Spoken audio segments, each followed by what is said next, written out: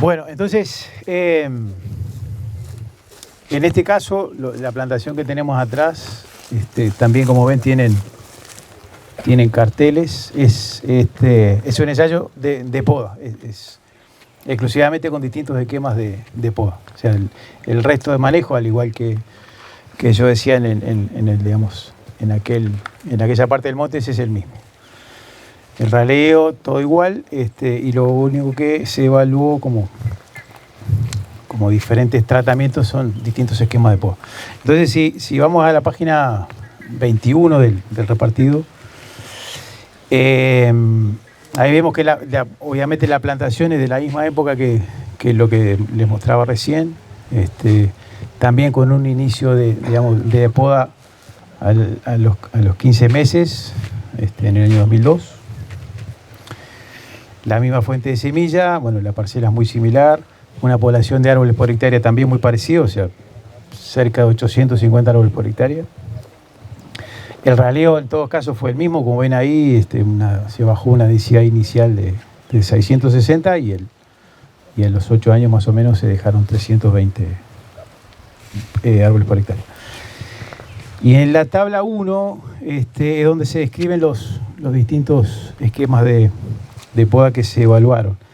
Acá conviene detenerse un poco porque tiene bastante información. Digamos, el tipo de poda se denominó en aquel momento fuerte, medio suave y suave, desde el punto de vista, digamos, de la intensidad, básicamente definido por la cantidad de podas o la cantidad de intervenciones y la altura en cada uno de los levantes. Como ven en la tabla, primer cosa a destacar es que la altura final de poda fue próxima a los 9 metros en todos los casos. O sea, 9,2, 8,8, o sea, fue procurando llegar a una poda, lo que en aquel momento se denominaba una poda alta, o sea, en el torno de los 9 metros. Y las distintas podas de los distintos esquemas se hicieron, como ven ahí, en marzo del 2002, o sea, a lo largo del 2002 y 2003 se hicieron todas las podas, que fue entre el año 1,5 y el año 3,5 aproximadamente. Ven ahí un subtítulo que se dice abertura del calibre, cuya imagen está en la página siguiente. Se utilizó una medida, o sea, como una medida fija, digamos, de una abertura de madera, que denominamos calibre, y el número que está en rojo, por ejemplo, en el tipo de poda fuerte de 3, fue los centímetros del fuste hasta los cuales se levantó la poda. Si en esa misma línea vemos la cuarta poda en diciembre de 2003, se llegó a 6 centímetros del fuste, y lo que está entre paréntesis en cada caso es la altura. O sea, volviendo a la primera columna, el tipo de poda denominado fuerte, que se llegó hasta 3 centímetros del fuste, tuvo una altura de poda, en ese caso, de 5,2 metros. Y así en todos los casos. Entonces, como ven, el esquema de poda denominado fuerte tuvo 2 podas, el medio fuerte también, con la diferencia de que el medio fuerte tuvo 3 podas, perdón. El medio suave 4 y el suave 4, con la diferencia entre los últimos en que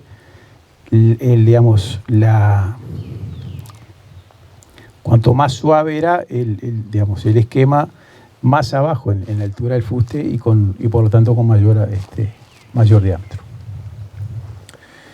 Ese, digamos, es el esquema general de lo que se evaluó. O sea, fue una poda hecha con bastante precisión, en función, digamos, de los calibres que se utilizaron.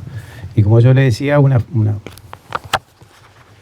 para visualizar el calibre, vemos en la figura 1 el esquema de cómo se aplicó la poda en cada caso. Como ven ahí, esa figura tiene el número de 6, en ese caso se hizo una altura hasta un diámetro del fuste de 6 centímetros con corteza.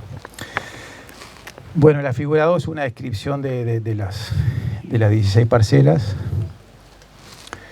que tiene el ensayo donde están repetidas los 4 esquemas de poda. Acá en este momento estamos sobre esa parte de la figura que dice portera, camino interno.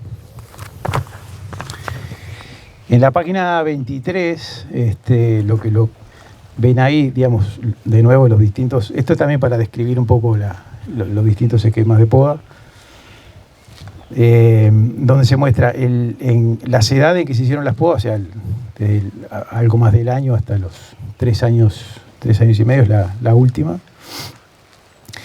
Y en el eje en el eje vertical se midió en cada una de las podas la cantidad de proporción de copa remanente en cada caso. Entonces, como ven ya desde la poda número 1, la cantidad de copa remanente que quedó en cada uno de esos tratamientos fue relativamente diferente, o sea, bastante contrastante. O sea, en la primera poda ven que la línea del tratamiento fuerte quedó con un 30% de copa remanente y así hasta cerca de 60% en el tratamiento más suave. Así en todos los casos, salvo que en el último, en la última poda, salvo el tratamiento fuerte, el resto quedaron con valores muy parecidos de copa remanente. O sea, pero en definitiva lo que muestra esto es que además de que tuvieron distintas severidades de poda en cuanto a la cantidad de poda y a la altura, por lo tanto la cantidad de copa remanente en cada uno de las situaciones fue relativamente contrastante.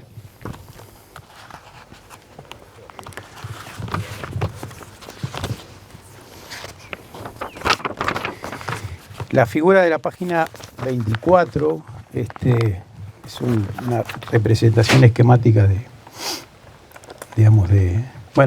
primero las mediciones de nuevo que se hicieron a lo largo de los años fueron, en este caso, crecimiento individual, que era lo que no más interesaba, diámetro y altura.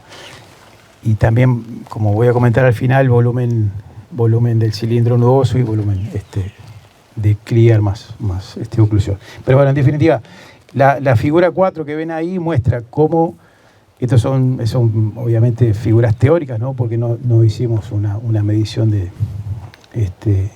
destructiva del cilindro nudoso, pero en definitiva, en cada uno de los esquemas de raleo, vemos cómo ha quedado en forma teórica distribuida lo que sería en esas figuras cónicas que se ven ahí,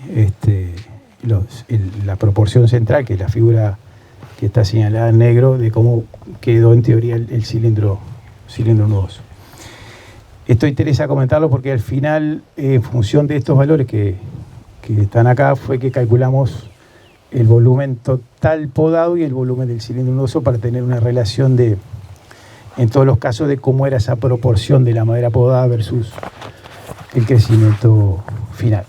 Bueno, entonces yendo a los valores, no mucho para decir. Como ven en la figura 25, en la página 25, en la figura 5A y B, mostramos el diámetro promedio de la parcela y el diámetro dominante a lo largo de los años, y se ve a pesar de lo que decía, que los esquemas de poda fueron relativamente contrastantes desde varios puntos de vista, los crecimientos no tienen análisis estadístico, nos pareció que no valía la pena, pero son prácticamente iguales a lo largo del ciclo. Ven a partir del año 2 que hay un despegue, eso es producto del raleo, lo cual no se ve en el segundo raleo. O sea, esto no, a diferencia de lo que veíamos en el ensayo de raleo, acá lo que pasó, el efecto del raleo al año 8 prácticamente no se manifiesta. Y con la altura, la página siguiente, la figura 6, prácticamente lo mismo. O sea, tanto la altura total como la altura dominante fue prácticamente la misma para los distintos esquemas de raleo, lo cual llegaría a la poca sensibilidad, digamos, del Grandis, o al menos de esta fuente de semilla para los distintos esquemas de poda. Y por último, en la página 27, la tabla número 2, calculamos lo que yo le decía, que eran los volúmenes que mostraban la figura en la figura anterior. Para cada esquema de poda, el volumen del cilindro nudoso, o sea, la parte central, o sea, esos conitos de color negro, y el volumen total, o sea, el crecimiento hasta los 9 metros. Y la última columna, la proporción de madera clear. Esto es clear más cicatrización, no es exactamente clear, o sea, como fue un cálculo teórico, lo incluimos no teníamos cómo medirlo, porque no hicimos un muestreo destructivo, pero en definitiva, esto no tiene un análisis de varianza, pero en definitiva lo que se ve es que las proporciones de madera clear más oclusión no es muy distinta para repito, medido en forma teórica para los distintos esquemas de raleo. Insisto, aún con esquemas de raleo relativamente contrastantes en cuanto al número de podas, al levante en cada una de ellas y a la cantidad de copa viva que quedaba por lo tanto. Entonces, bueno, como resumen de esto es que la poda, al menos estos esquemas de poda que fueron, reitero una vez más, bastante diferentes entre sí, no afectan de forma visible el crecimiento, ni tampoco, en principio, medido en forma teórica, la proporción del cilindro nudoso en relación al volumen total, o bueno, la proporción de clear más oclusión en relación al volumen total, volumen hasta los 9 metros, que fue la altura de poda. Y obviamente coincido con lo que decían por ahí, decía Daniel y alguien más, que esto, si hiciéramos un análisis económico, sería un poco la frutilla de la torta, en el sentido que nos orientaría a definir cuál es el mejor manejo desde el punto de vista, digamos, de su rentabilidad en todo caso.